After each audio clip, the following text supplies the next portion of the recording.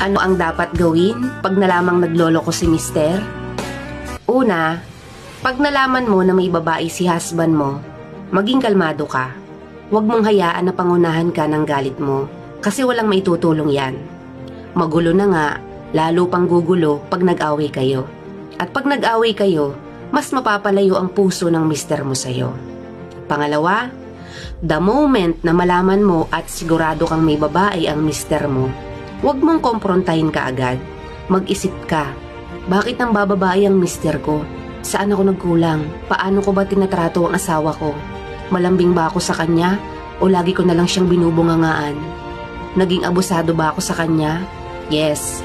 Possible ba? Baka naging abusado ka na. Pangatlo, pag may babae si mister, tandaan mo, kompetensya na yan, ikaw versus na babae. Tandaan mo, ang mga kabit, malambing at maasikaso. Alam mo kung bakit? Kasi hiram lang yung oras niya sa asawa mo. Kaya ginagawa niya lahat para mapasaya ang asawa mo at yun ang hinahanap ng asawa mo sa'yo.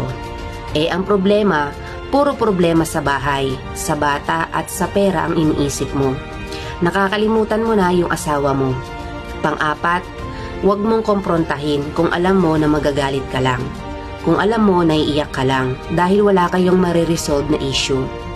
Kung gusto mo siya makausap tungkol sa nagawa niyang pagkakamali, kailangang mentally and emotionally handa ka.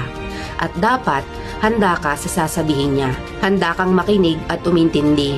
Dahil ang goal ay ang magkaayos kayo, hindi ang kontrolin mo siya at pilitin siya tumigil sa ginagawa niya. Magsusorry ka kapag sinabi niya na nasasaktan o napapabayaan mo na siya.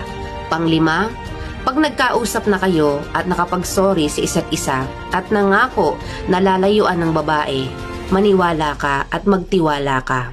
Utang na loob.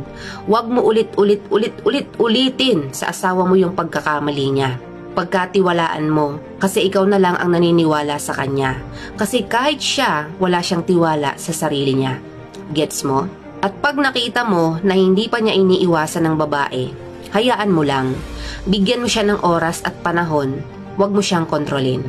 Pang-anim, magpatawad ka. At pag nagpatawad ka, ibig sabihin, hindi mo pwedeng isumbat at baliktarin yung nangyari.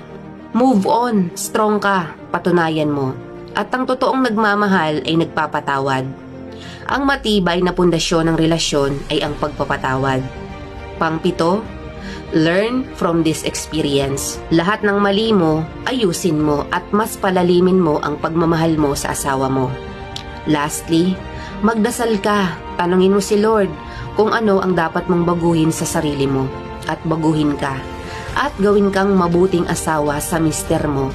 At patatagin ka pa para sa pagsubok ninyo mag-asawa.